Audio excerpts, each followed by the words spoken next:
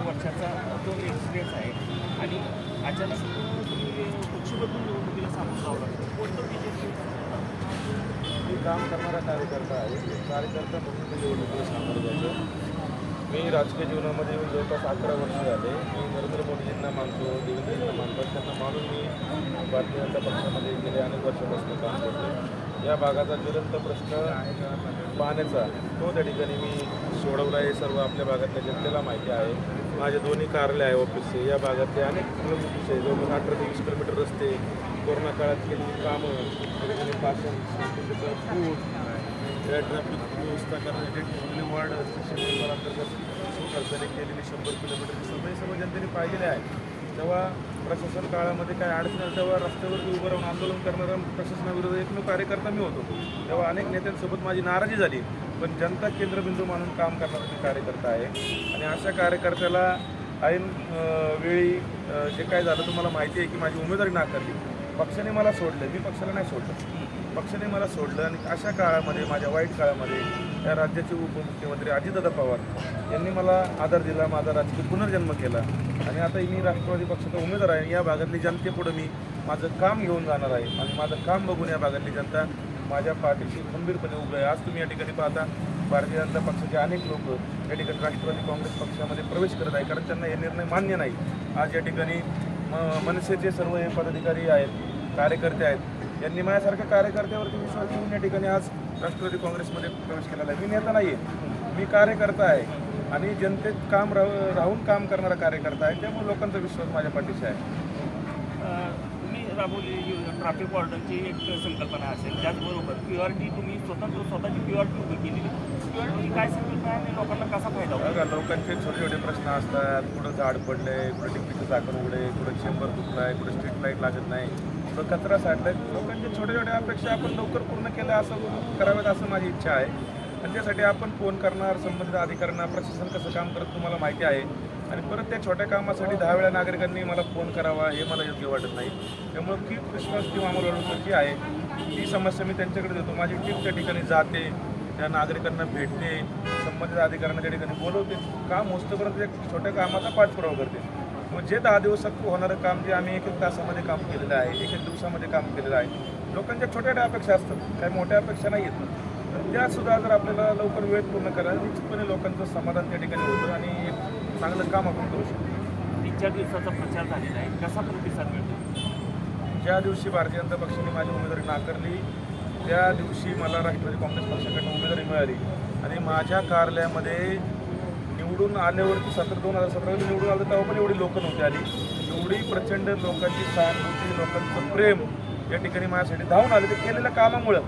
त्यामुळं केलेले कर्म, केलेले पुण्य कामी येतात हेच मी मानतो. आणि आईवडिलांची पुण्य असेल आणि अजितदादांनी डोक्यावर ठेवलेला हात असेल, या विश्वासावरती इथल्या लोकांमध्ये प्रचंड रोष आहे की माझ्यासारख्या कार्यकर्त्याला डावलण्यात आलं, मला माझ्यावरती अन्याय केला, मला राजकीय जीवनातून संपवण्याचा प्रयत्न केला.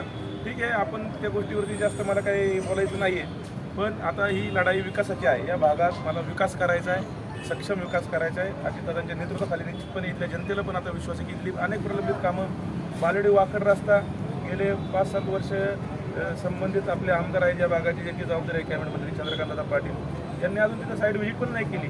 त्यांना तो विषय पण माहीत नाही. मीच एकदा फक्त घेऊन गेलो, तेव्हा बळबळ मी त्यांना घेऊन गेलो. तिथलं भूसंपादन राहिलं आहे, आजपर्यंत त्याच्यावरती कुठली कारवाई नाही झाली. तिथले लोकांचा वाहतुकीची कोंडी होती, सर्व ज्वलंत प्रश्न आहे. त्यासाठी मी स्वतःची वॉर्डन ठेवली गेले 4 वर्षापासून.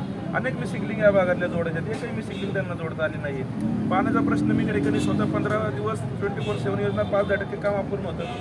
स्वतः 15 दिवस मी चांदणी चौकामध्ये टाकीमध्ये जाऊन स्वतः वॉल फिरोज या भागातल्या जनतेने पाहिलेलं आहे. त्या ठिकाणी दुपारी मी उन्हामध्ये डबा खाल्लेला लोकांनी पाहिलेला आहे. त्यामुळं आपल्यासाठी धावून येणारा कार्यकर्ता, कायम आपल्यासोबत असणारा कार्यकर्ता, जेव्हा मोठा पाऊस झाला, अवकाळी पाणी साठलं, तेव्हा जनतेमध्ये जाऊन मी कार्यकर्ता होतो ना. त्यामुळं निश्चितपणे जनता लक्षात ठेवते बाबा आपल्यासाठी काम करणारा कार्यकर्ता कोण आहे. आणि या ठिकाणी आमचे बाबूरावजी चांदरे आहेत, तेही त्या ठिकाणी जागेवरती काम करतात. त्यामुळे आम्ही काम करणारी माणसं आहोत. त्यामुळे निश्चितपणे राष्ट्रवादी काँग्रेस पक्षाचे 4 उमेदवार प्रचंड बहुमताने या पुणे शहरामध्ये निवडून येणार. विधानसभेचे आपण एक प्रबळ दावेदार होता, तो एक आपलं खच्चीकरण करून बाजूला काढण्याचा प्रयत्न केलेला आहे का? हो का, याचं कारण आता जनतेलाच कळलेलं आहे. हे काय माझ्यासारख्याने सांगणं सुद्धा योग्य नाही आहे आणि जनतेला सगळं दिसतंय कळतंय. एवढं पण लोकांना राजकीय ज्ञान आहे की बाबा काय चाललंय. त्यामुळं सर्वसामान्य जनतेला हे सगळं कळलेलं आहे आणि निश्चितपणे येणारा काळ ठरवेल की त्यांनी नेमकं काय केलेलं आहे. काल बोलताना आपल्या अपोजिट उमेदवारांनी सांगितलं की स्थायी समिती द्या म्हणून मागे लागले होते, ते मिळत नाही म्हणून त्यांनी अचानक ऐका माझ्याकडं देवेंद्रचा रात्री 1:30 वाजता फोन आला. देवेंद्रजी मला बोलले की अमोल, तू आता पक्षामध्ये सहभागी हो, तुला स्थानिक नेत्यांनी इलेक्शन मी तुझ्या पाठीशी उभा आहे, तुला जे पाहिजे ते महापौर स्टँडिंग काय असेल तर मी देतो.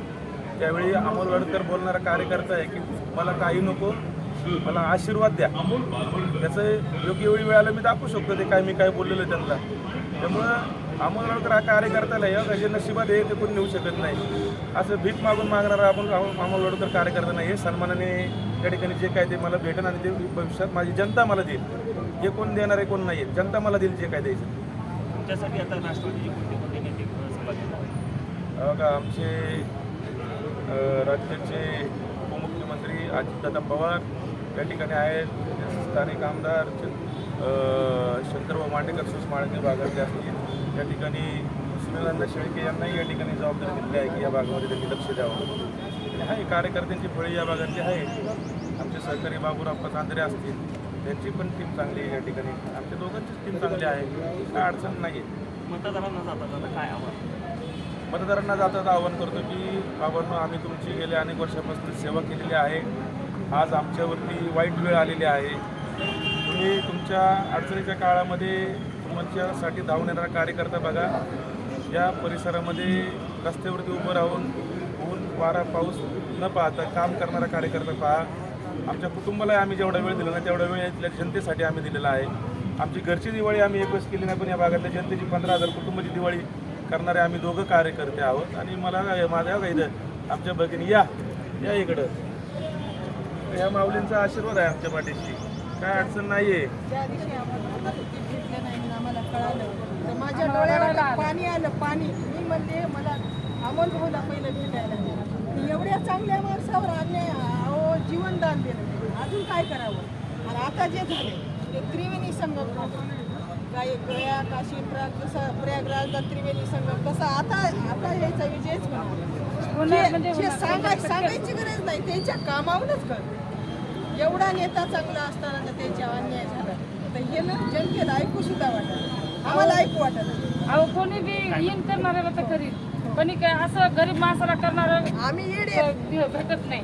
आम्हाला भेटले तर आम्ही त्यांच्या आशीर्वाद घेणार. आम्ही आज काही काम नाही आमचं, आम्ही मुद्दामून आलो भेटायसाठी. काही पाहिजे नाही. एवढं चांगलं की भेटले. अमोल भाऊ भाषण करेल इथे आम्हाला आनंदानं ऐकायचं, काही आम्हाला म्हणायचं नाही.